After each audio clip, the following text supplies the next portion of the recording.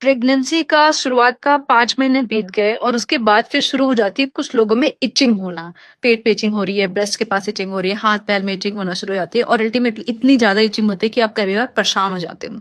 तो क्या ये नॉर्मल है या इसमें अपने को कुछ इंटरवीन करने की ज़रूरत है, डॉक्टर को दिखाने की ज़रूरत है?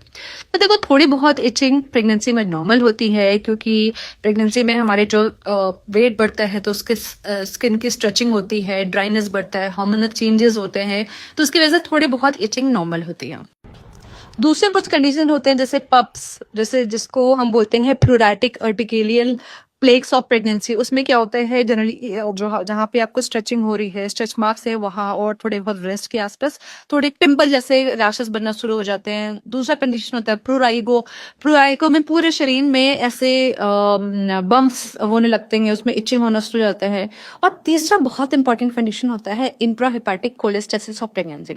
ये बेसिकली प्रेगनेंसी हार्मोन की वजह से बॉडी में ऐसे चेंजेस आते हैं कि हमारे लिवर में एंजाइम्स बढ़ना शुरू हो जाते हैं, बाइल एसिड का प्रोडक्शन बढ़ना शुरू हो जाता है और उसकी वजह से हमें जनरलाइज्ड इचिंग होती है। इतनी ज्यादा इचिंग होती है कि हमारे पाम्स एंड सोल्स में इचिंग होने लगती है, पर्टिकुलरली नाइट में ज्यादा होती है, हम सो नहीं पाते। तो हम करें क्या इन सब इचिंग के लिए और कब अपने को डॉक्टर को मिलना है? तो थोड़ी बहुत माइल्ड इचिंग है तो आप घर पे 2-3 चीजों का आपको ध्यान रखना है। सोप जो भी आप यूज कर रहे हैं, साबुन, वो माइल्ड सोप होना चाहिए।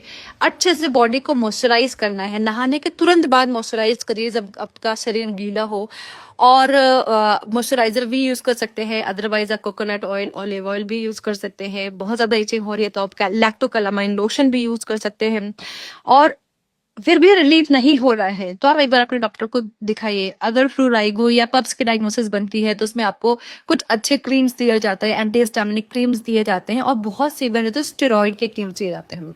लेकिन अगर आपका इंट्राहेपेटिक कोलेस्टेसिस ऑफ प्रेगनेंसी की डायग्नोसिस बनती है, जो जनरली हम बनाते हैं लिवर फंक्शन टेस्ट करा के, जिसमें लिवर एंजाइम्स पड़े हुए होते हैं और बाइल एसिड का लेवल देख के, अगर वो है तो वो एक मेडिकल कॉम्प्लिकेशन होता है, कई बार इमरजेंसी भी होती है।